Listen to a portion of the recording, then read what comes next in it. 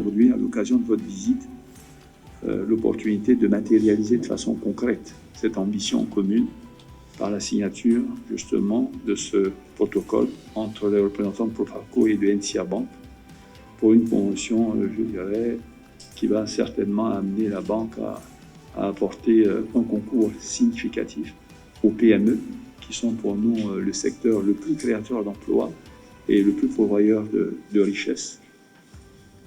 Ce sont des prêts donc garantis à hauteur de 80% par l'AFD et donc qui va permettre certainement d'affecter des centaines, je dirais, de PME.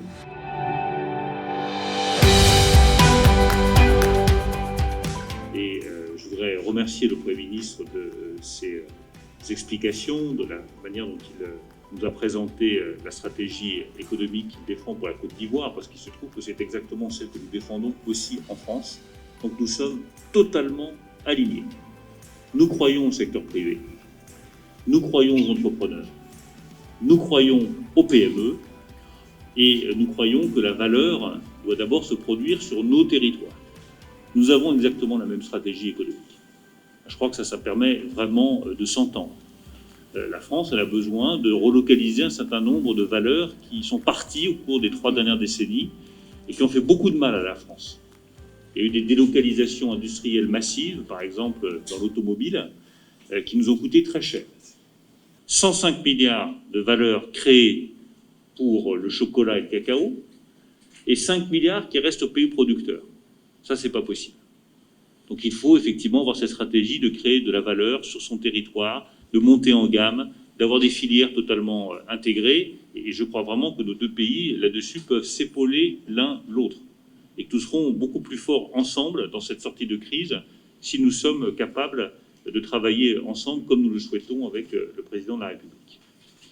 Nous avons également des très beaux projets. Je voudrais profiter de l'occasion qui nous est donnée par le Premier ministre d'avoir cet échange pour dire à quel point j'ai été impressionné par les projets qui sont sur la table, par ce qui a déjà été réalisé. La visite du pont que j'ai faite hier, c'est une prouesse technologique dans des délais très rapides. Je suis persuadé, je le dis à mon ami le ministre des Transports, que ce sera la même chose pour le métro d'Abidjan qui va transformer complètement le visage d'Abidjan. Alors c'est un défi technique absolument incroyable, c'est un défi humain aussi absolument incroyable, mais je n'ai aucun doute que la Côte d'Ivoire va relever ce défi haut la main.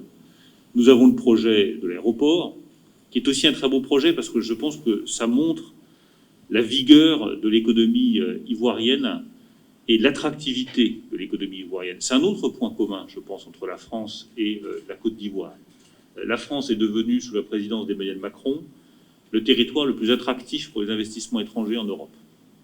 C'est la première fois de son histoire. Je suis sûr que la Côte d'Ivoire va devenir l'État le plus attractif pour les investissements étrangers en Afrique de l'Ouest. Et je pense que c'est une bonne nouvelle pour nous tous et là aussi la possibilité de renforcer nos liens économiques.